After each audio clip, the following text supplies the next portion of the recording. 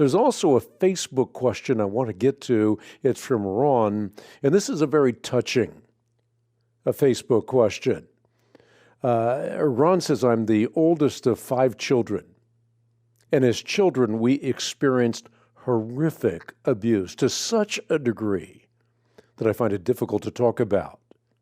We are now 5 broken people as a result of that childhood experience. However, I've come to believe that God allowed those bad things to happen to my brothers, my sisters, and me in order for us to be drawn to Him. I have relatives that are well off in life, and as a result, they have no need or use for God. On the other hand, God allowed 5 children to not have much in life so that they could have everything in God through the gift of His Son, Jesus Christ. I try to communicate this to my other siblings, but sometimes I'm met with sharp criticism.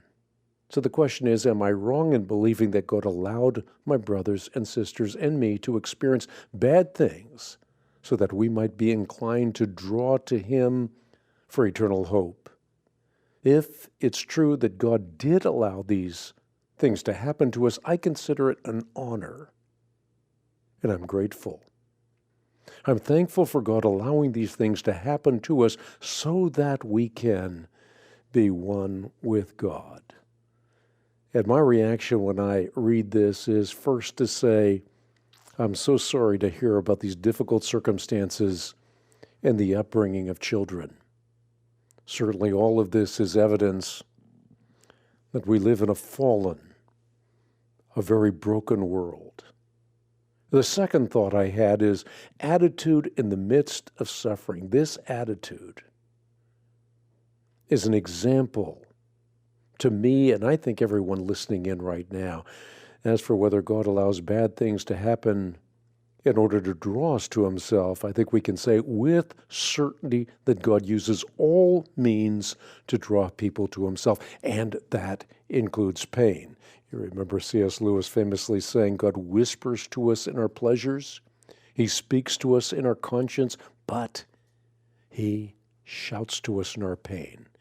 It is His megaphone to rouse a deaf world. As to why there's suffering and evil at all, well, I've mentioned this on the Bible Answer Man broadcast at various times, but there are only 3 basic answers.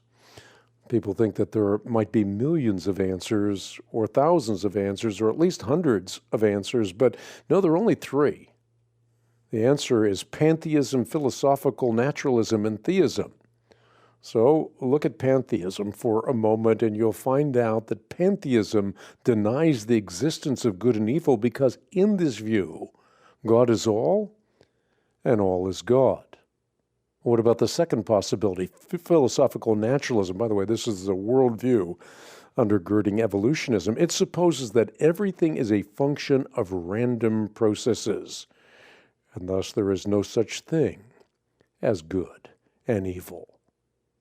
Well, we got rid of the first 2 possibilities, and that leaves us with only one choice. And here's that choice, theism.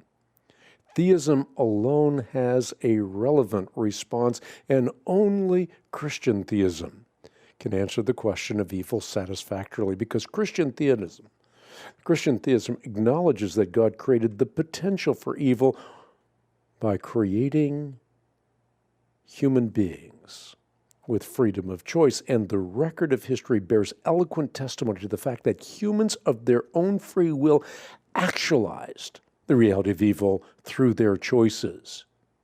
However, this is the other side of the coin. Without choice, love is rendered meaningless. Without choice, we'd be little more than pre-programmed robots. And remember the fact that God created the potential for evil by granting us freedom of choice.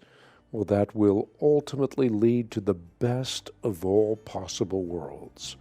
A world in which there will be no more death or mourning or crying or pain. Those who choose Christ, they will be redeemed from evil by God's goodness and will never again face the specter of childhood abuse.